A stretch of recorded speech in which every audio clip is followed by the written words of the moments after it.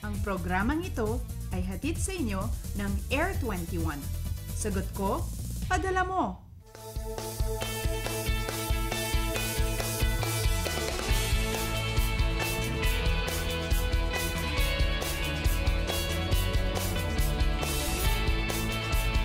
Good morning, Pilipinas! 4:59 ng umaga ayon sa Philippine Standard Time. Araw po ng Lunes, May 19, 2014. Kaya po bangon na tayo at simulan natin ang panibagong linggo ng ating Mayo. At ngayong umaga ay makakasama nga natin si Pag-asa Weather Forecaster Jory Lois para gabayan tayo sa magiging lagay ng panahon dito pa rin yan sa Panahon TV. Live mula sa Pag-asa Weather and Flood Forecasting Center. Maaari nyo rin kaming masubaybayan via live streaming sa www.ptv.ph. Ngayong umaga ako ang inyong makakasama ang inyong weather buddy, Jessie Vasco. Mr. Lois, good morning. Magandang umaga, Jessie. Magandang umaga, Pilipinas. Mr. Lois, pag-usapan po muna natin ito nga El Nino o yung nakaambang na El Nino. Dito sa Pilipinas, alam naman po natin na wala itong positive effects. Pero kung titingnan po natin sa ibang bahagi ng mundo, meron po ba itong positive effects para sa kanila? Yes, dito talaga sa Pilipinas, walang positive effects itong El Nino. Lalo na po pagka tinatawag nating very strong yung El Nino. So, puro tagtuyot ang inaasahan natin dito.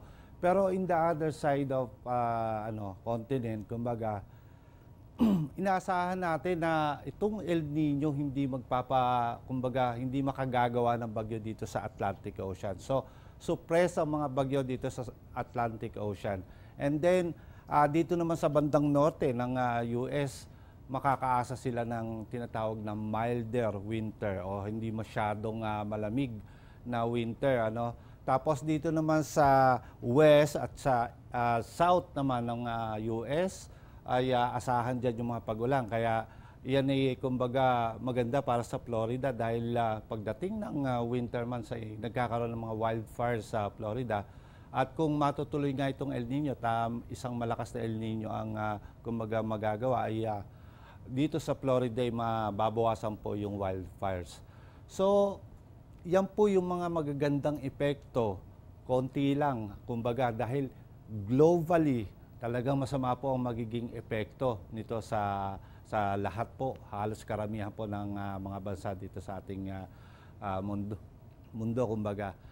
Pero ito lang pong gusto namin sabihin, bago po natin masyadong pakaisipin itong El Nino, may darating pa po tayong tagulan. At doon po sa ating forecast, itong June, July, August, inaasahan pa rin natin na marami sa ating mga lugar ang makakaranas po ng normal hanggang sa above normal rainfall. So, ibig sabihin yan, mas magiging maulan muna bago nga dumating yung El Nino. So, handa na ba tayo sa tagulan? Ayan mga kababayan, pinaalalahanan nga tayo ni Mr. Lois na bago natin isipin itong nakaambang El Nino ay may darating pa pong tag-ulan dito sa bansa. At ayan nga po ay sa buwan ng June, July at August. Kaya naman po pinapaalalahanan tayo ni Mr. Jory Lois na dapat tayo ay laging handa. At Mr. Lois, ngayon naman po, balik po tayo dito sa Pilipinas. Tuloy-tuloy po yung init ng panahon na nararanasan natin, lalo na yan pagsapit ng tanghali. Ano na po ba ang mga naitala nating highest temperature kahapon, araw ng linggo? Jessica, Banatuan pa rin ang nakakuha ng pinakamataas. Nakakuha siya ng 38.9. At dito nga sa NAIA, Parañaque, 38.2 kasama dyan yung sa Isabela State University. At ang pangatlo nga nakuha ng Tuguegarao City. And the rest, itong Sangli, Dagupan at saka Port Area, mataas din po yung nakuha, more than 36 degrees. At dito naman po sa Science Garden, nakakuha lamang po tayo ng 35.8. So, sinabi naman po natin na between first week hanggang second week ng May, ay asahan po natin dyan yung mga matataas pa rin temperatura. At sa mga susunod na araw po, lalo na pagpasok ng last week ng May, asahan natin bababa na yung temperatura dahil magsisimula na po yung mga pag-ulan natin. Ayan nga po, nakita natin na ang range ng mga temperatura natin kahapon ay nasa 36 to 38 degrees Celsius. Kaya naman pala napakainit talaga ng naranasan nating panahon kahapon, araw ng linggo. Mr. Lois, hanggang kailan po ba natin mararanasan itong panahon ng tag-init? Meron na po ba tayong nakikitang indikasyon na malapit na itong tag-ulan? Okay, nakikita natin yung indikasyon na dadako na ba tayo doon sa tinatawag nating tag-ulan o wet season. So, tinitingnan natin bilang meteorologist, tinitingnan natin yung mga weather system. No? Pagka kasi amihan or during dry season, amihan and then yung hot dry season, makikita natin na puro high pressure dito sa China, yan, reach of high pressure area, sa yung paglitaw nitong mga Mongolian High, Tibetan High, at saka itong Siberian High. At dito naman sa Australia, makikita naman natin na puro low pressure system ang nahandito sa may Australia. Ibig sabihin po, nahandyan po yung Intertropical Convergence Zone. So, baliktad na ngayon, kumbaga. Ngayon dito sa may China, makikita natin napakarami ng tinatawag na heat lows. At dito naman sa Australia, kung mapapansin po natin, meron na pong halos isang linya nitong high pressure system dito sa Australia. Ibig sabihin yan, kumbaga, dahil sa high pressure system dito sa Australia, magbibigay na po yan ng hangin papunta po sa pataas, and then pagdating nga po sa equator, i-deflect yan sa right, which ayan po yung panggagalingan ng tinatawag nating southwest monsoon.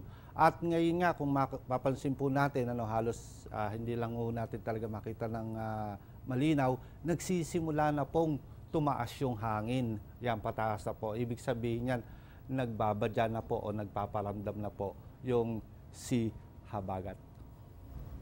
Kaya naman nalaman nga natin itong mga huling araw na ang transition period nitong amihan at habagat ay usually nasa huling linggo ng Mayo. At ngayon nga, naipaliwanag nga sa atin ni Mr. Lois na unti-unti na nga nating nararamdaman o nagpaparamdam itong hahanging habagot o yung tinatawag natin na southwest monsoon na siya namang nagdadala ng tag-ulan na panahon dito sa Pilipinas.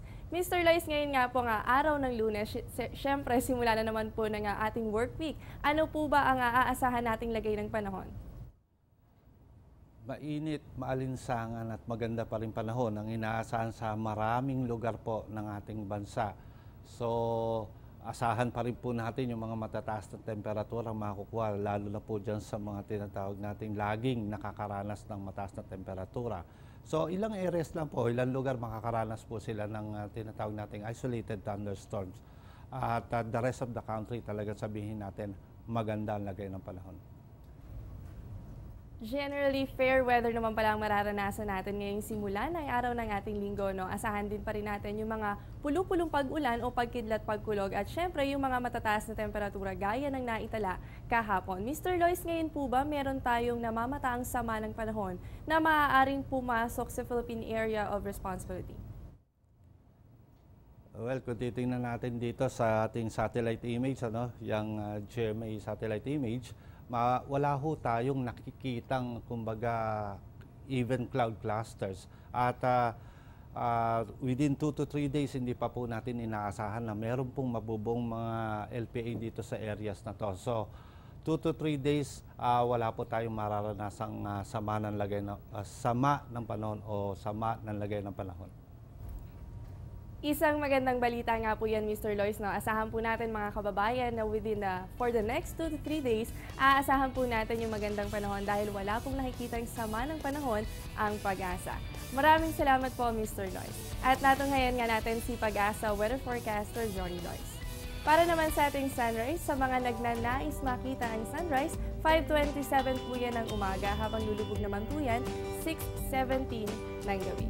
Samantala, ang moonrise natin ay 9:35 ng gabi at ang moonset naman natin ay 9:35 ng umaga. Yan ay merong 78% na illumination.